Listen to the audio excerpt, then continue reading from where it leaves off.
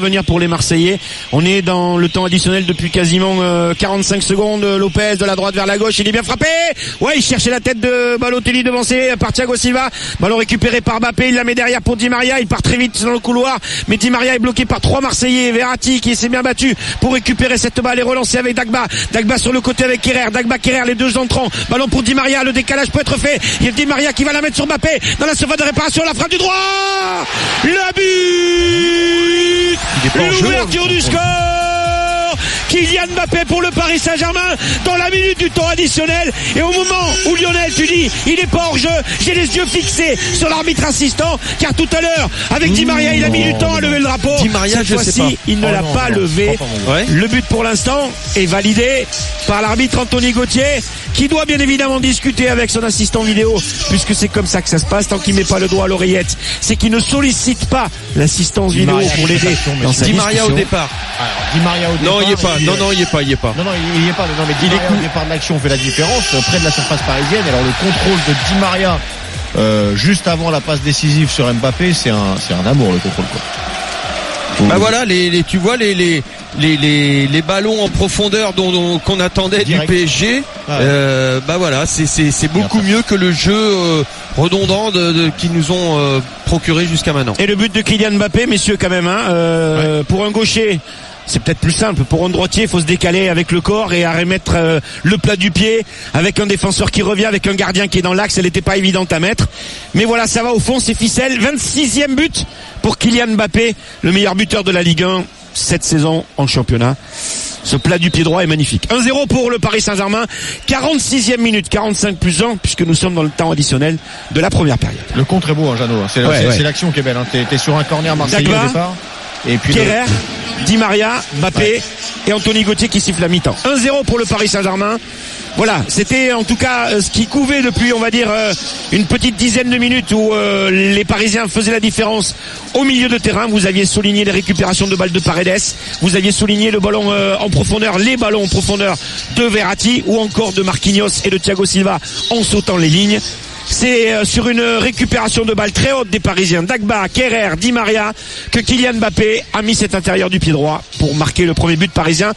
Et il n'y avait pas ce coup-ci de position de hors-jeu comme ça avait été le cas pour le but refusé à Di Maria à quart d'heure de jeu. 1-0 à la mi-temps pour Paris face à Marseille. Là, loin devant pour aller chercher Balotelli encore à la lutte avec Marquinhos.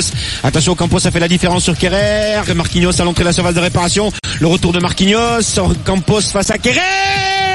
Germain.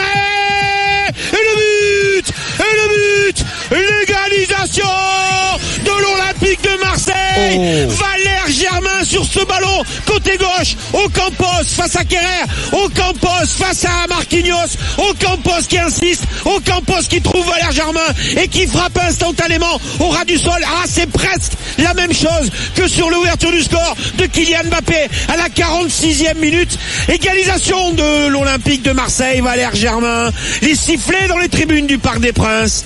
Voilà une bonne entame de match de l'OM. C'est pour ça que je vous disais que tout n'était pas à jeter dans le jeu marseillais en première période. Bien, ils nous ont entendu presque peut-être les joueurs de l'OM et on attendait Balotelli et c'est finalement Germain qui marque pour l'OM, qui égalise à la 46e minute. Alors tout à l'heure c'était 45 plus 1 dans le temps additionnel, là c'est 46e début de deuxième période. Valère Germain, 5e but cette saison en Ligue 1. Il avait marqué à Rennes notamment lors du fameux 1 partout où l'OM était mené au score avant de revenir à 1 partout. Mais quelle passivité de la défense parisienne et surtout aussi quel travail, à mon sens, de la part de Campos. Il y a surtout, Jeannot, le mauvais jugement de la trajectoire de Kerrer au départ de l'action. Il doit jamais prendre le ballon par-dessus lui. Il doit prendre la ouais, dans le milieu. Ah oui, dans le milieu. La première faute, elle est là. Hein. Ah ouais, c'est incroyable. Après, alors, il la prend par-dessus ou il ne saute les pas jambes de deux défenseurs. Bon voilà quoi. C'est comme ça. Moi j'ai l'impression qu'il la dispute même pas. Juge mal le ballon. Ouais. Pierrot, moi j'ai l'impression qu'il la dispute même pas la tête. Non, tu regarderas, en fait, il fait 2 pas en avant pour la jouer, mais il se trouve qu'il juge mal et que le ballon est beaucoup trop haut pour la jouer, finalement. Il est dépassé ensuite. Mais pardon, mais le fait que ce soit Germain qui marque, c'est quand même un symbole important. C'est le mec, tout Marseille se moque de lui. parce qu'il marque pas. Oh, plus maintenant. Non, bah, attends. Tout le monde attendait Balotelli, ouais, mais maintenant, je pense qu'il a vraiment l'image du complément idéal de Balotelli, quoi. En tout début de deuxième période, alors que le PSG avait ouvert la marque juste avant la pause dans le temps additionnel par l'intermédiaire de Kylian Mbappé. Di Maria, encore une fois, Di Maria qui essaie d'aller avec le relais de Kerrer, c'est bien fait. Di Maria dans la surface de réparation, la frappe du droit, elle va au fond. Oh, quelle est belle cette frappe intérieure pied gauche de la part de Di Maria. Et de deux, le Paris Saint-Germain reprend l'avantage. Deuxième but pour le PSG. Angel Di Maria, 2-1 pour le Paris Saint-Germain. Quel festival de l'Argentin Di Maria, son 8e but cette saison en Ligue. Il y a lui et les autres, parce que dans cette action, si vous avez fait attention, messieurs, le ballon brûlait les pieds de tout le monde. T'as Thiago Silva et Marquinhos qui marchent un peu dessus au départ, Kerrer qui contrôle mal, Dagba qui a une espèce de mauvaise conduite de balle, etc. Et il y a que Di Maria qui prend le ballon de façon avec de la confiance, de la certitude et qui va vers l'avant, quoi. Lui ne se pose aucune question, contrairement aux autres. Ouais, mais moi ce qui me plaît dans son jeu, tu vois, et notamment sur cette action qui est symbolique de tout ce qu'il a fait jusqu'à maintenant, il met le cœur, il est très agressif dans la conquête de balle, il a la rage pour se le garder, et derrière il garde cette virtuosité pour aller la mettre deuxième poteau. L'angle est pas facile, hein, et il la met vraiment deuxième poteau dans un angle très fermé. Voilà, il met de la technique en même temps qu'il a mis de l'agressivité et tout ça. Moi, c'est du grand Di Maria ce soir. Ouais, et chapeau Kerrer, hein, parce que tout à l'heure il est fautif sur le but de l'égalisation marseillaise, même s'il y a quand même le doigt à l'oreillette, de la part d'Anthony Gauthier. Il est en train de vérifier ce qui s'est passé entre, me semble-t-il, Kerrer et Sakai au moment du 1-2. Enfin, en tout cas, si j'ai bien compris les gestes. Ouais, c'est surprenant, mais moi j'ai pas d'image, hein, donc je vous le fais comme je l'ai pris. Et le but est accordé. Et le but est accordé avec l'appui de l'assistance vidéo du VAR. C'est une position d'hors-jeu. C'était une position d'hors-jeu, d'accord, ok. Ouais, c'était ça qu'ils ont vérifié. Il est à la limite, ouais. Donc c'était but ou pas but de la part d'Angel Di Maria dans le protocole de la FIFA. Donc chapeau quand même à Kerrer qui a son importance dans le but, puisque c'est lui qui joue le 1-2 ou le 1 du 2 pour Di Maria, qui permet au Paris Saint-Germain de reprendre l'avantage dans cette rencontre à la 55e minute. Ah bon, il y a pas d'hors-jeu. Di Maria, la sortie de Mandanda, poitrine ou main, et non la main. Le rouge, non. Aïe, le rouge pour Steve Mandanda. Ce ballon mal négocié par les Marseillais qui est venu de la moitié de terrain du Paris Saint-Germain. C'est Mbappé qui était visé, mais c'est Di Maria finalement par l'angle de la passe qui voit ce ballon arriver plus dans l'axe. Il avait déjà décidé Mandanda de sortir à la hauteur de Kylian Mbappé. Il a dévié sa course vers Di Maria, et c'est là où il a sorti les deux pieds à l'avant. Il touche pas Di Maria, qui lui tente de la lui mettre par-dessus, et je pensais à vitesse réelle que c'était la poitrine, mais c'est bien au niveau du bras gauche que Mandanda sort ce ballon, et ça sera donc carton rouge, expulsion pour le gardien de but et capitaine de l'OM. Il fait le kamikaze Lionel là, Mandanda, non? Ouais, bah il est en retard. Pourquoi il sort aussi loin? Il est en retard. Alors qu'il sorte aussi loin, c'est à peu près normal, parce que c'est vraiment une balle dans le dos de sa défense, donc il doit intervenir, mais je pense qu'il est en retard, Steve, et voilà, il est entre deux, et c'est pour ça qu'il met la main, quoi. Écoute, pour moi il est en retard.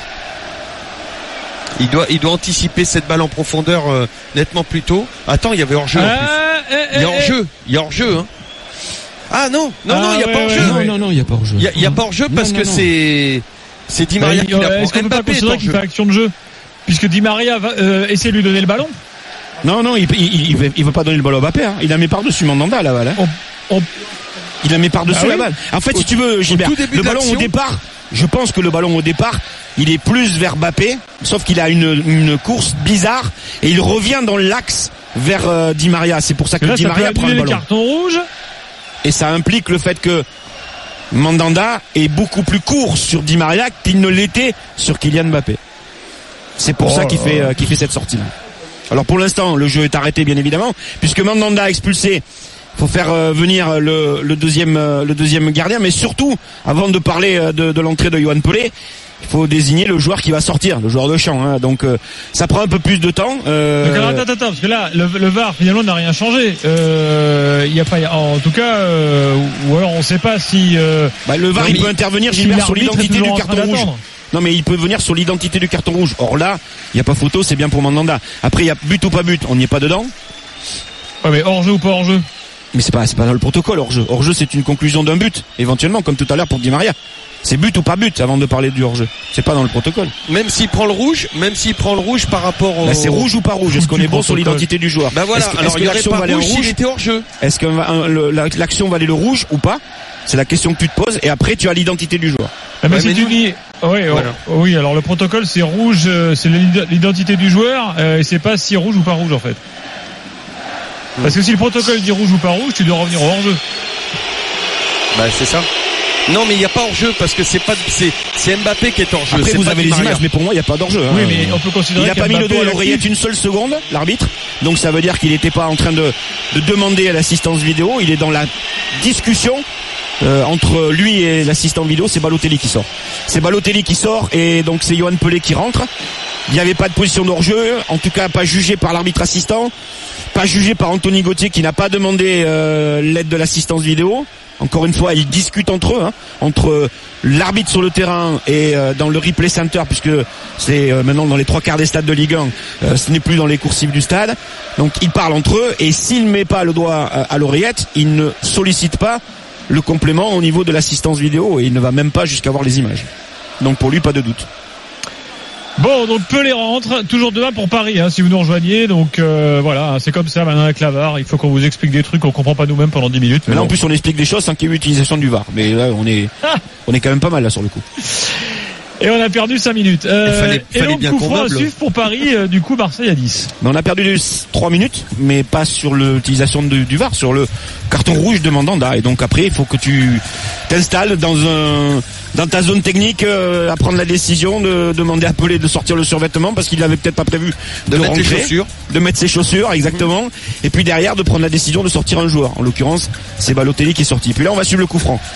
À la 66e minute, le coup franc pour Di Maria. Oh, il est pas mal! Oh, poteau rentrant! Yohan Pelé n'a pu rien faire. Yohan Pelé n'a pas pu toucher son premier ballon.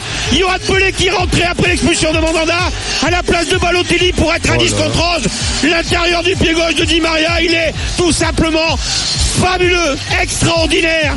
Mais pourquoi n'ont-ils pas fait cela, et lui le premier, contre Manchester au retour du 8e de finale? Pourquoi? On se posera la question toute la saison pour les Parisiens. Mais quel match de la part de l'Argentin. Quel génie sur le but pour redonner l'avantage à son équipe. Quel génie pour mettre ce coup franc avec le poteau rentrant, profitant c'est vrai de Yohan Pelé qui lui venait à peine d'entrer et qui avait même pas eu le temps de toucher le moindre des ballons. Voilà, et pendant ce temps-là, il y aura pénalty pour le Paris Saint-Germain.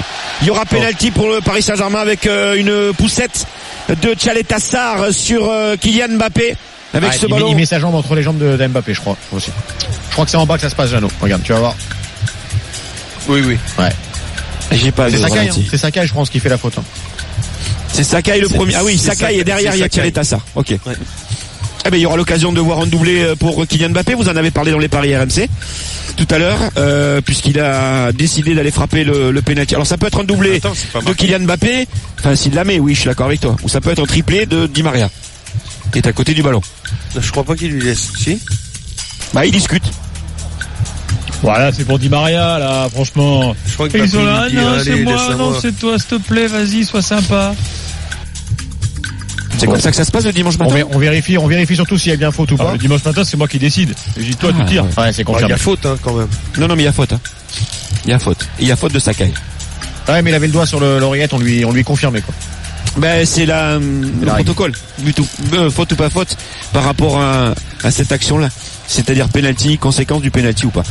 Kylian Mbappé et donc pas Angel Di Maria pour frapper ce penalty. L'occasion de mettre son 27e but en Ligue 1 cette saison. C'est lui qui a ouvert le score tout à l'heure dans le temps additionnel de la première période. C'est peut-être lui qui va clôturer le score dans les dernières secondes du temps additionnel de cette rencontre. Kylian Mbappé face à Yohan Pelé, 3-1 pour le PSG. Kylian Mbappé, il est pas sur le côté, la frappe du droit et L'arrêt de Yoann Pelé. Eh oui, il est grand l'Albatros. Eh oui, quand ça se déplie au ras du sol, c'est compliqué. C'est ce qu'il a fait le gardien marseillais. Penalty arrêté par Yoann Pelé, manqué peut-être aussi par Kylian Mbappé, mais bel arrêt du gardien de l'Olympique de Marseille. Entré tout à l'heure à la place de Mandanda qui avait pris ce carton rouge et il n'est pas content. Et il s'en veut, Kylian Mbappé. S'en veut après lui-même, hein, bien évidemment. Il est en train d'enlever tous les straps qu'il avait autour des poignets. Et Anthony Gauthier qui stoppe le match là. Voilà, il s'en veut, il aime pas. Il le fait savoir à ses partenaires aussi. Il s'excuse. On en restera au score de 3-1.